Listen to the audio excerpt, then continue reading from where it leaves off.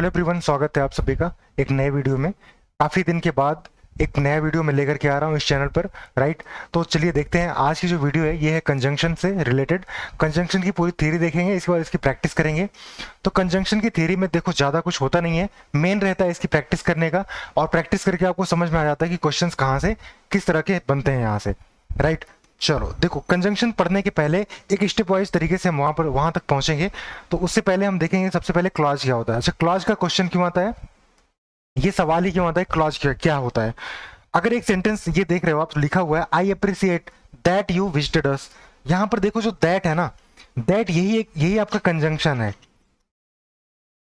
यही आपका क्या है, कंजंक्शन है।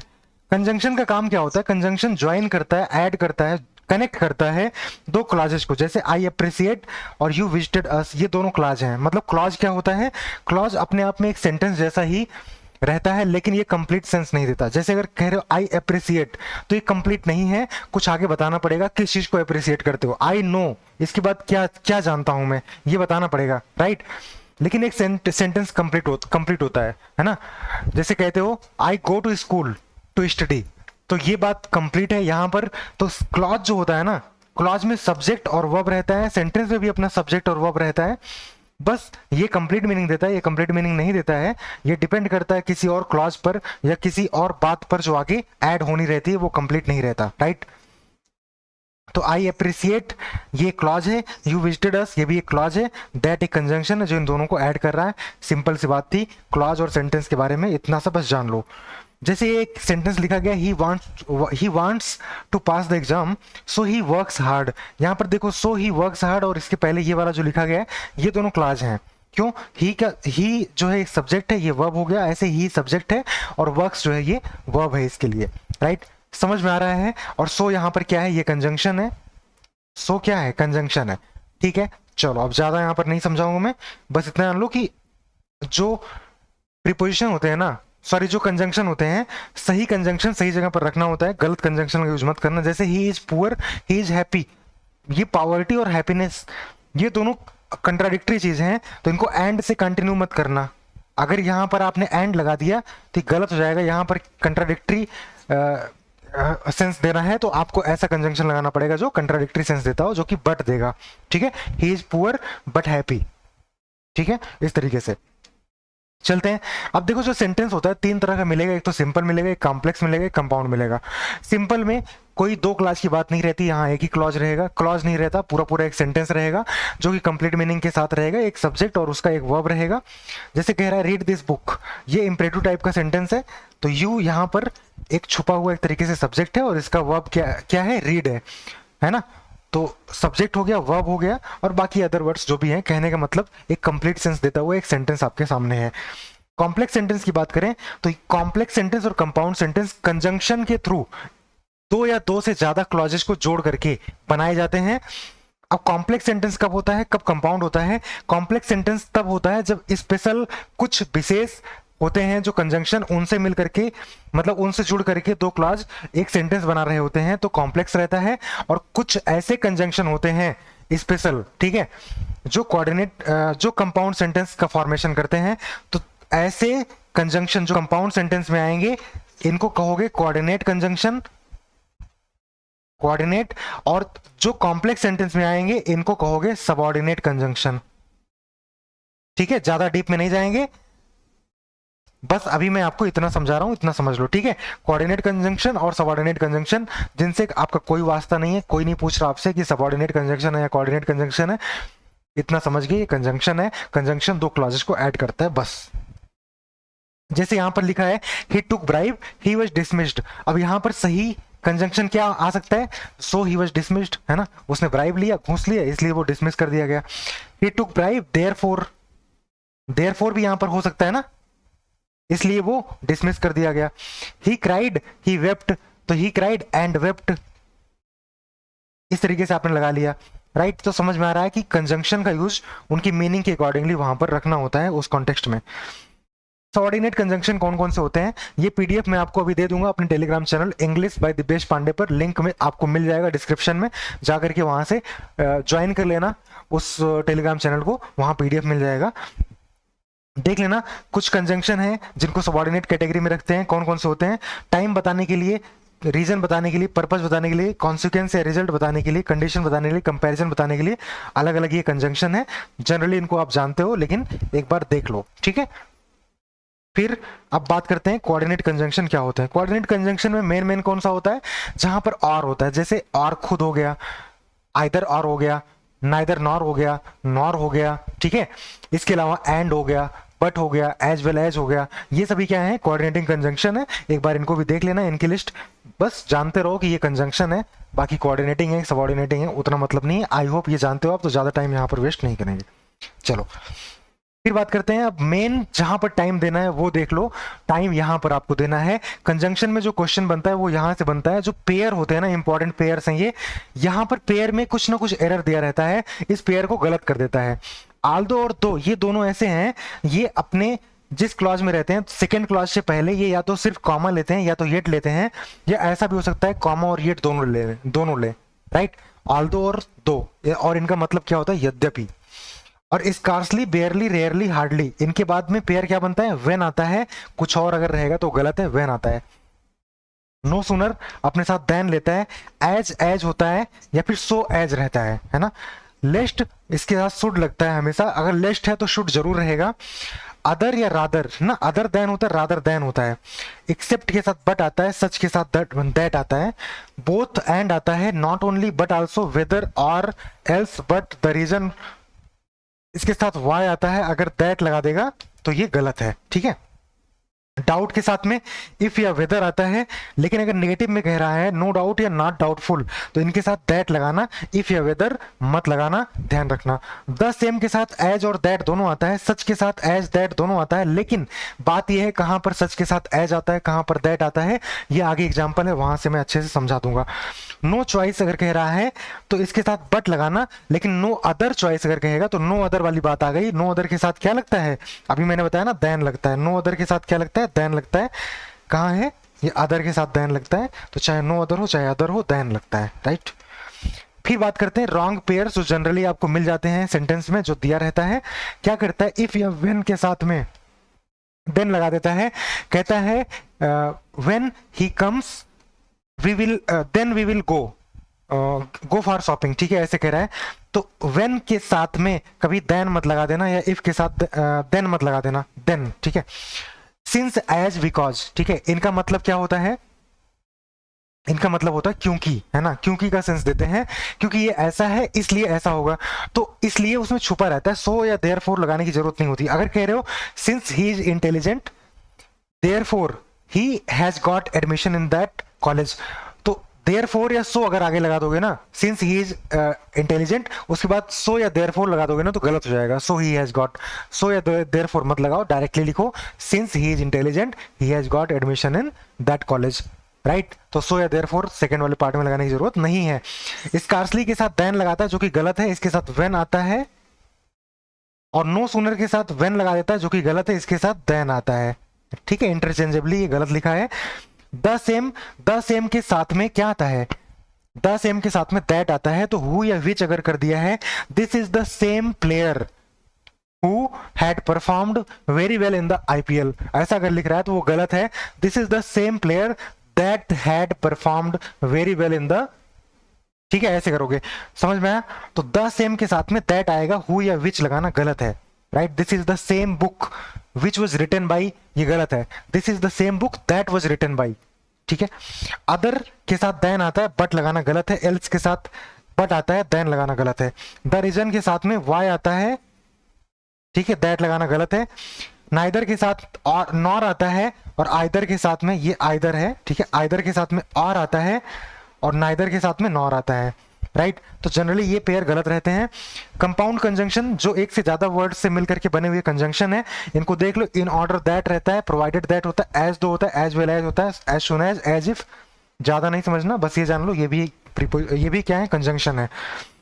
फिर ये जो पेयर होते हैं आइदर और के, सो दैट के, बोथ एंड है, नाइदर नॉर है, नॉट ओनली बट आल्सो, ये को रिलेटिव कंजंक्शन कहलाते हैं।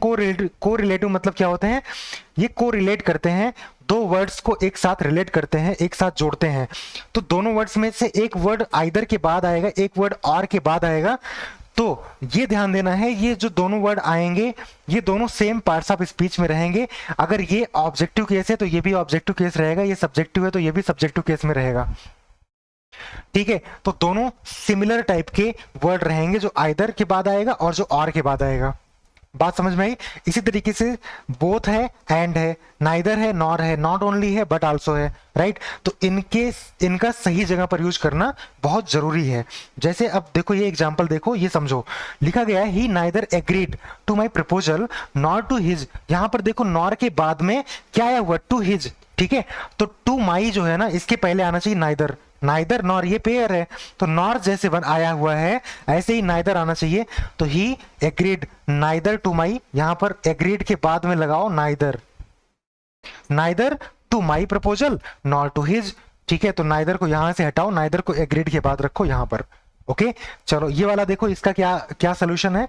देखो एक बार खुद से अटेम्प्ट करो, फिर मैं बताता हूं। देखो अटेम्प्ट कर लिया आपने, अब मैं बता रहा हूं। देखो कह रहा है not only he but I am also responsible for this. ये पेयर क्या है, ये है नॉट ओनली बट आल्सो का, नॉट ओनली बट आल्सो का। तो नॉट ओनली की बात जैसा रहेगा बट आल्सो के बाद भी वैसा ही रहेगा। देखो नॉट ओनली ही, राइट, ऐसे ही क्या आना चाहिए, but also I am responsible for this. तो यहां क्या आना चाहिए, ही के बाद में ही है, इसके बाद बट है, बट के बाद में आल्सो रखो, फिर आई रखो।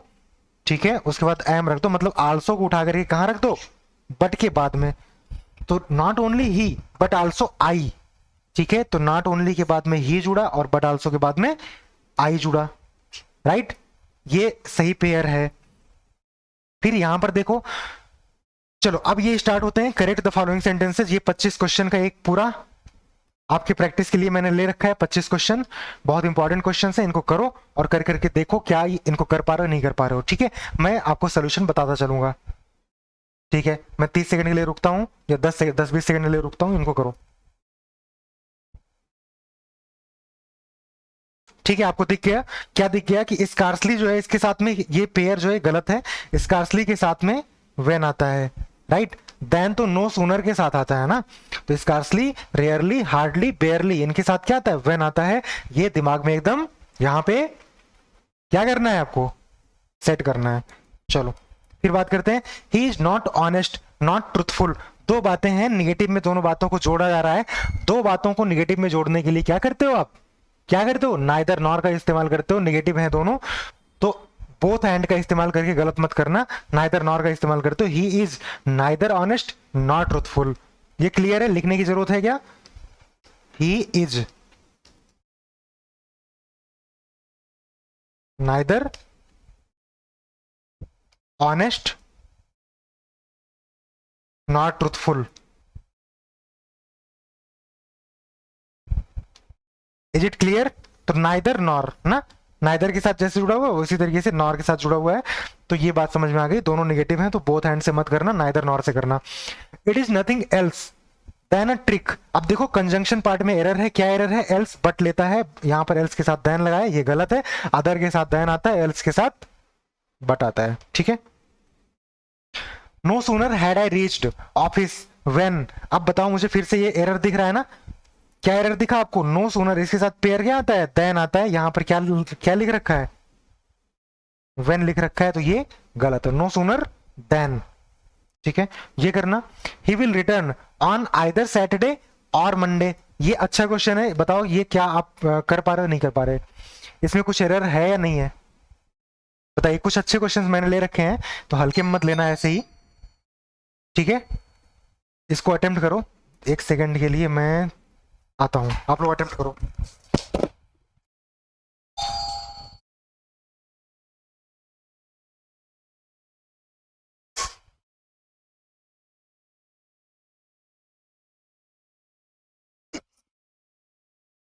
ठीक है, आई होप आप लोगों ने अटेम्प्ट कर लिया है। तो अब मैं बताता हूं इसका क्या आंसर रहेगा। ठीक है, देखो यहां पर एक्चुअली क्या है ना, जो ऑन है ये सारी चीजें गड़बड़ कर रहा है। कैसे गड़बड़ कर रहा है, he will return on either Saturday और मंडे। ऑन, ये बताओ क्या ये वर्ब का पार्ट है या फिर ये सैटरडे और मंडे के लिए आया हुआ है। दिन का नाम है इसीलिए उसके पहले ऑन आया है। ठीक है, तो he will return either on Saturday और ऑन मंडे, ऐसे करना पड़ेगा आपको। यहां से ऑन को हटाना पड़ेगा, ये वर्ब का पार्ट नहीं है, ये दिन के नाम के पहले आया हुआ है। तो he will return either on Saturday और ऑन मंडे। समझ में आ गया बात? ठीक है, तो ये थोड़ा सा अलग टाइप का एरर था, आपको वैसा एरर नहीं था कि आइदर और के साथ कॉम्बिनेशन का एरर हो। ये एरर था प्रीपोजिशन का, जो कि गलत जगह पर रखा गया था। ओके, ठीक है। अब 6 वाला ये बताना, he has no other business. अब बताओ, नो अदर के साथ में बट लगाओगे क्या? बताओ, पागल हो क्या? गलती करके आओगे वहां पर, आपके मार्क्स कट जाएंगे, ऐसी गलती मत करो। तो नो अदर के साथ क्या लगाना है? देन लगाना है, बट लगाना गलत है ना। एल्स के साथ बट आता है, यहां पर आ जाएगा नो अदर है तो देन आ जाएगा। ठीक है, ये वाला क्वेश्चन करना, India seldom or ever wins a medal at the Olympics, ये बताना।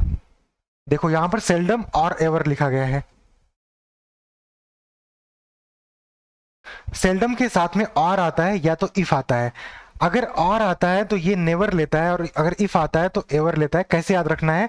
इफ में से एफ ले लो और ये एवर ले लो तो फीवर बन जाएगा।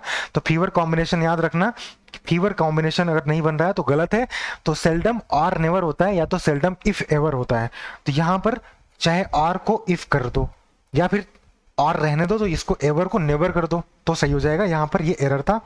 ठीक है, 8th वाला करना, they had hardly finished their meals that at once they resumed their duty.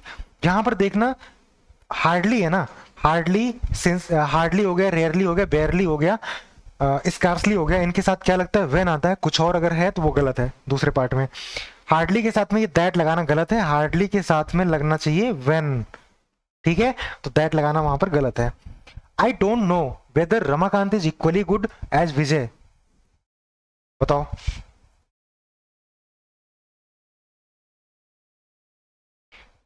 अगर मैं ये सेंटेंस लिखूं, विजय इज गुड,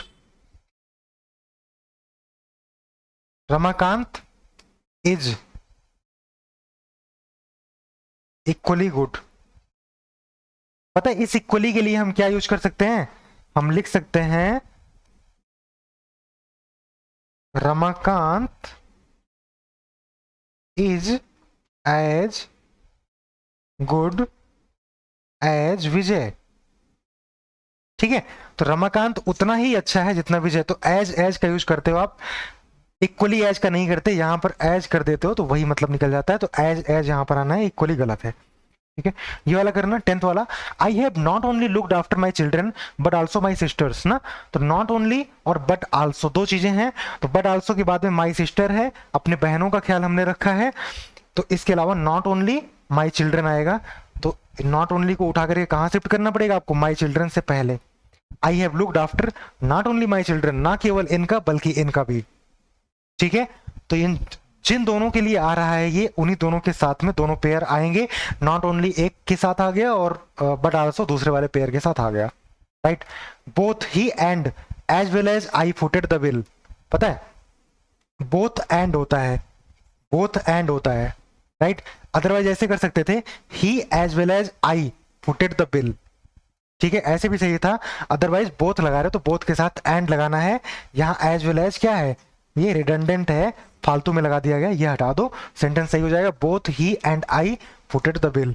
ठीक है, अच्छा क्या ये ठीक है? ही एंड आई होगा या आई एंड ही होगा?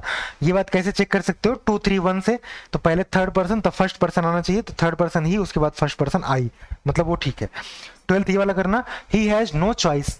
देखो अगर नो अदर रहता है तो देन लगाते, मतलब अदर होता तो देन लगाते, नो अदर या फिर अदर होता तो देन लगाते। अगर डायरेक्ट बस नो चॉइस है तो इसके साथ क्या लगाओ? बट ना, he has no choice but to start his own business. चले आगे, ठीक है। नाइदर संजय और राहुल लव्स हिज वर्क। दिख गया एरर? समझ में आ गया क्या एरर है? नाइदर, नाइदर के साथ क्या आता है? नॉर आता है, और नहीं आता। This is wrong. It is nothing else than a wicked desire. देखो नथिंग एल्स, एल्स के साथ क्या आता है? एल्स के साथ आता है बट ना, तो देन यहां पर गलत है। ठीक है, 15th क्वेश्चन अटेम्प्ट करो। She asked me that I could answer her question. देखो जब आस्क है ना, ये नरेशन जब बनाते हो आप, जब नरेशन बनाते हो, डायरेक्ट को इनडायरेक्ट में जब कन्वर्ट करते हो, तो जो सेड टू मी रहता है उसको आस्क्ड मी करते हो जब क्वेश्चन रहता है आगे, और इसको आस्क्ड करते हो तो कॉमा इन्वर्टेड कॉमा हटा करके इफ या वेदर लगाते हो, राइट। इफ या वेदर लगाते हो, सी आस्क्ड मी इफ या वेदर, जो भी लगाना हो, आई कुड आंसर हर क्वेश्चन। अब 16th में बताना, ही does not interfere without he is compelled. यहां पर बताओ, ही does not interfere without he is compelled, क्या कुछ एरर दिख रही है? क्या आपको कुछ एरर दिख रही है? मुझे तो दिख रही है, आपको दिखी? नहीं दिखी? देख लो क्या एरर है। विदाउट क्या है? विदाउट होता है प्रीपोजिशन। यही तो अंतर है बेटा प्रीपोजिशन और कंजंक्शन में। प्रीपोजिशन की जगह, कंजंक्शन की जगह प्रीपोजिशन यूज कर देगा। अंतर क्या हो जाएगा? अगर प्रीपोजिशन है तो प्रीपोजिशन दो क्लास को नहीं जोड़ता, दो क्लास को नहीं जोड़ता। प्रीपोजिशन के बाद में डायरेक्ट आपको मतलब सब्जेक्ट और वर्ब दोनों नहीं रख सकते, सब्जेक्ट हटा दो, ठीक है। ये ही जो है कॉमन है, तो उसी के लिए क्या आ जाएगा? सब्जेक्ट वो कॉमन रहेगा, और आपका यहाँ पर प्रीपोजिशन के बाद डायरेक्टली वर्ब आएगा। वर्ब यहाँ पर बी फॉर्म है ना, बी आपका वर्ब है, तो वर्ब का आईएनजी फॉर्म आता है। अगर प्रीपोजिशन के बाद आना है तो वर्ब का आईएनजी फॉर्म आता है। तो he does not interfere without being compelled, he हटा दो, क्या कर दो? विदाउट बीइंग कंपेल्ड, ठीक है। एक चीज और कर सकते थे, चाहते तो विदाउट को ही यहां से हटा देते, और यहां पर आप एक कंजंक्शन ले आते, तो अनलेस लगाते हैं यहाँ पर ना, क्योंकि कंडीशन बतानी है कि वो इंटरफियर नहीं करता है जब तक कि वो बाध्य ना किया जाए ना। Unless he is compelled he does not interfere. समझ में आ गया? तो अनलेस चाहे लगा दो, अनलेस के बाद में पूरा सही हो जाएगा। अदरवाइज विदाउट लगा करके ही हटाओ और इसकी जगह बीइंग लगाओ, विदाउट बीइंग कंपेल्ड, ठीक है। और अड्डा 247 पर आपको सीजीएल का महापैक उस पर लॉन्च हो चुका है, आप उसको परचेज कर सकते हैं। टीयर 1 प्लस टीयर 2 की प्रिपरेशन एक साथ वहां पर आपको कराई जाएगी, और वहां पर लाइव क्लासेस, वीडियो कोर्सेज, बहुत सारी चीजें मिलेंगी, राइट। तो देखना, आप अवेल कर लेना जब तक उस ड्यूरेशन में, जब तक उसका वैलिडिटी रहेगा, उसमें जितने भी कोर्सेज, कुछ भी टेस्ट सीरीज वगैरह लॉन्च होगा, तो वो आप फ्री ऑफ कॉस्ट आपके लिए वो अवेलेबल रहेगा वहाँ, राइट। चलो 17th और 18th इन क्वेश्चंस को अटेम्प्ट करो। बताओ, he said that word is a 4 letter word. अब देखो यहाँ पर ये नरेशन से रिलेटेड है, जब बात डायरेक्ट में कही जा रही है, यानी कॉमा इन्वर्टेड कॉमा को नहीं हटाया आपने, तो दैट नहीं लगाते हो। जब कॉमा इन्वर्टेड कॉमा हटाते हो तो उसी की जगह तो दैट लगाते हो, यहाँ तो हटाया ही नहीं, तो दैट लगाना यहाँ पर रिडंडेंट है, कोई मतलब नहीं लगाने का, ये गलत है। 18th में बताओ, it is difficult to know whether you have been selected. यहाँ पर और कुछ नहीं है, मैं हट जाता हूँ, जरा देख लो, whether you have been selected दिख गया ना, ठीक है। अब यहाँ पर देखो क्या एरर है, कुछ एरर है क्या? कोई एरर यहां पर नहीं है। सेंस आपको ऐसा आ रहा होगा कि it is difficult to know, ये जानना मुश्किल है। क्या क्या जानना मुश्किल है? कि क्या वो सेलेक्ट हुआ है या नहीं हुआ है। तो पता है जो वेदर होता है ना, वेदर अपने आप में इफ नॉट का सेंस लेता है, ठीक है। इफ और नॉट, इफ या इफ के बाद में और नॉट, ये पूरा सेंस अपने आप में इफ वेदर से आ जाता है। तो वेदर के बाद में यहाँ और नॉट लगाने की जरूरत नहीं है, ये सेंटेंस बिल्कुल ठीक है। It is difficult to know whether you have been selected. This film is, मतलब वेदर में और नॉट छुपा था। This film is interesting and the previous one was boring. दो बातें हैं कि ये फिल्म इंटरेस्टिंग है, पिछली फिल्म क्या थी? बोरिंग थी। दोनों कंट्राडिक्टरी बातें हैं, तो आप एंड से कैसे कंटिन्यू कर सकते हो? आपको कंट्राडिक्टरी कंजंक्शन लगाना पड़ेगा, जो कि बट होता है। अब देखो, am interested in such books which are interesting, ये अच्छा क्वेश्चन है। यहां पर बताओ, यहां पर बात है सच और विच आया है, सच के साथ में विच तो नहीं आता, एज या दैट आता है। अब कब एज आता है, कब दैट आता है, ये इंपॉर्टेंट है। देखो, जब आपको कैटेगरी बतानी है, मुझे उस कैटेगरी की किताबें पसंद हैं जो इंटरेस्टिंग होती हैं, जब कैटेगरी बतानी है तो सच के साथ में एज लगाना। लेकिन जब आपको रिजल्ट बताना है, कॉन्सिक्वेंस कॉन्सिक्वेंस बताना है, तो दैट लगाना। जैसे अगर मैं लिख रहा हूं, I am so interested, I am so interested that I can read this book, in one sitting, ठीक है। क्या कह रहा है, मैं हट जाता हूँ स्क्रीन से एक सेकंड, फिर दिखेगा पूरा। कह रहा है मैं इतना इंटरेस्टेड हूं, पता है, सच लिख देता हूं, चलो सच लिख देता हूं यहाँ पर। सो के साथ तो दैट आता है, ठीक ही है, लेकिन यहाँ पर सच भी आ सकता है। आई एम सच इंटरेस्टेड, मैं इतना इंटरेस्टेड हूं, ठीक है, कि I can read this book in one sitting, ठीक है। यहां पर कैटेगरी नहीं है, ये नहीं है कि कौन सी बुक, कोई बुक चॉइस नहीं कर रहे हो, कुछ चूज नहीं कर रहे हो। यहां पर कितना ज्यादा इसकी बात हो रही, कितना ज्यादा, और इसका रिजल्ट बताया जा रहा है कि मैं इतना इंटरेस्टेड हूं। इसी इंटरेस्टेड होने का रिजल्ट क्या है, मैं इस बुक को एक सीटिंग में पढ़ सकता हूं, ठीक है। तो ये कॉन्सिक्वेंस है इस बात का रिजल्ट है ये, ठीक है। बात समझ में आ गई। तो दोनों का अगर मैं एक देसी भाषा में आपको समझाऊं तो क्या समझाऊंगा, सच का मतलब जब होता है I am interested in such books, मतलब मैं ऐसी किताबों में इंटरेस्टेड हूं, ऐसी किताबें, ठीक है, तो वहां पर कैटेगरी है। लेकिन सच का मतलब जब ये है कि इतना इंटरेस्टेड, कितना की बात आ रहा है ना, उस डिग्री को दिखा रहा है कि कितना ज्यादा आप इंटरेस्टेड हैं। तो ये कितना मतलब क्या है, डिग्री दिखा रहा है, तो ये कॉन्सिक्वेंस वाला सेंटेंस हो जाता है। तो सच दैट आता है इस केस में, और जब कैटेगरी की बात है तो सच एज आता है। आई होप ये क्लियर है। चलो 21 वाला क्वेश्चन करो, 22 वाला करो। क्या है, he asked me that who I was. अब देखो नरेशन वाले में जब क्वेश्चन रहता है, क्वेश्चन दो तरह से होता है। जो डायरेक्ट में लिखा गया रहता है तो एक तो वो हेल्पिंग वर्ब से स्टार्ट रहता है, एक क्या रहता है, क्वेश्चन वर्ड से स्टार्ट रहता है। जैसे पीछे अभी आया था तो वहां पर हेल्पिंग वर्ब से स्टार्ट रहा होगा, इसीलिए आपने इफ या वेदर लगाया था। अगर क्वेश्चन वर्ड से स्टार्ट है तो कॉमा इनवर्टेड कॉमा हटा करके डायरेक्टली ये क्वेश्चन वर्ड आता है। दैट इफ वेदर कुछ भी नहीं आता, he asked me who I was ना, ये रहता है। क्लियर है, ठीक है। 22 वाला देखो, such was his pronunciation as I could not understand him, ये कहा जा रहा है। अब यहां पर देखो सच एज का कॉम्बिनेशन है, क्या ये कॉम्बिनेशन ठीक है, क्या ये कॉम्बिनेशन ठीक है? क्या यहां पर कैटेगरी कुछ चूज करने की बात हो रही है, किसी स्पेशल कैटेगरी की बात हो रही है, या फिर रिजल्ट की बात हो रही है? यानी सच वाले पार्ट का रिजल्ट हो रहा है ये दूसरा वाला पार्ट, कि उसका प्रोनाउंसिएशन इतना ज्यादा मतलब कुछ रहा होगा, कंफ्यूजिंग रहा होगा या अनक्लियर रहा होगा। तो उसका प्रोनाउंसिएशन ऐसा था कि मैं उसे समझ नहीं पाया, आई कुड नॉट अंडरस्टैंड हिम, ठीक है। तो इस बात का कॉन्सिक्वेंस या फिर इस बात का रिजल्ट ये बात है। तो जब रिजल्ट होता है तो सच के साथ में दैट आता है। ओके, क्लियर है ना? चलो ये वाला बताना, 23 वाला। Most of the girls are doing their post graduation because they may get good husbands. ज्यादातर लड़कियां पोस्ट ग्रेजुएशन क्यों कर रही हैं? जिससे कि उन्हें एक अच्छा हस्बैंड मिल सके, राइट। तो यहां पर देखो क्या है, इसका रिजल्ट है ये। तो यहां पर क्या लगाना पड़ेगा, सो दैट ना, उनका पर्पज बताना ना, पर्पज के लिए सो दैट आता है, बिकॉज नहीं आता, ठीक है, सो दैट आता है। He treats us as slaves, ये वाला बताना।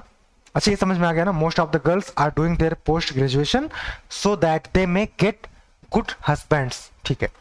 24 बताओ, he treats us as slaves, वो हमें ट्रीट करता है स्लेव की तरह, ये कहना चाहते हो? अब देखो देखो भाई, जो एज होता है, एज क्या होता है, कंजंक्शन है या प्रीपोजिशन है? एज होता है कंजंक्शन, और कंजंक्शन हमेशा क्या करता है, दो क्लास को ऐड करता है। तो दो क्लास यानी दोनों क्लास के अपने अपने सब्जेक्ट, अपने अपने वर्ब। तो इस क्लास का सब्जेक्ट ही है, वर्ब ट्रीट्स है। ऐसे ही इसके बाद जो है इसका सब्जेक्ट है स्लेव्स, और वर्ब क्या है, वर्ब वही ट्रीट जो है वो छुपा हुआ है। स्लेव्स प्लूरल है इसीलिए यहां पर ट्रीट लगेगा, या तो डू लगा दो। He treats us as slaves do, या फिर एज स्लेव्स ट्रीट। तो लेकिन ऐसे कंडीशन में एज लगाने की वजह से पूरा पूरा अर्थ का अनर्थ हो रहा है। क्या हो रहा है, अर्थ क्या निकल रहा है एज लगाने पर, कि वो हमारे साथ ऐसा ट्रीट करता है जैसा स्लेव करते हैं, जैसा स्लेव करते हैं मतलब जैसा गुलाम लोग करते हैं, ऐसा ट्रीट वो हमारे साथ करता है। जबकि सच में आप कहना ये चाहते हो कि वो हमारे साथ गुलाम की तरह ट्रीट करता है, यानी गुलामों के साथ जैसा ट्रीट करता है ना, वैसा हमारे साथ ट्रीट करता है, ये कहना चाहते हो। तो यहां पर आपको जरूरत है एक प्रीपोजिशन की। प्रीपोजिशन यहां पर एज को रिप्लेस कर देगा लाइक, ठीक है, एज की जगह पर लगा दो लाइक। ही ट्रीट्स अस लाइक स्लेव्स, मतलब वो स्लेव्स के जैसा ट्रीट करता है हमारे साथ में। ठीक है, यहाँ पर समझ में आ गया कि एज जो था ये कंजंक्शन था और यहाँ पर स्लेव्स ये सब्जेक्ट था और ट्रीट यहाँ पर छुपा हुआ इसका वर्ब था। चलो 25th वाला करो। अगर मैं नहीं हटता तो भी आपको इतने में दिख रहा होगा क्या एरर है। although they listen to me but their actions prove otherwise, क्या होना चाहिए यहाँ पर? ये प्रूव है, चलो हट जाता हूं मैं। आपको दिख तो गया होगा ना, दिख तो गया होगा क्या एरर है। एरर क्या है यहाँ पर, आल्दो के साथ में बट नहीं लगता। चलो ये बट हटा दो, कॉमा लगा है, ठीक है। Although they listen to me their actions prove otherwise, सही है, कोई दिक्कत नहीं। या फिर क्या कर सकते हो, although they listen to me, comma के बाद में येट लगा दो, yet their actions prove otherwise, right. ठीक है, तो ये यहाँ पर एरर था।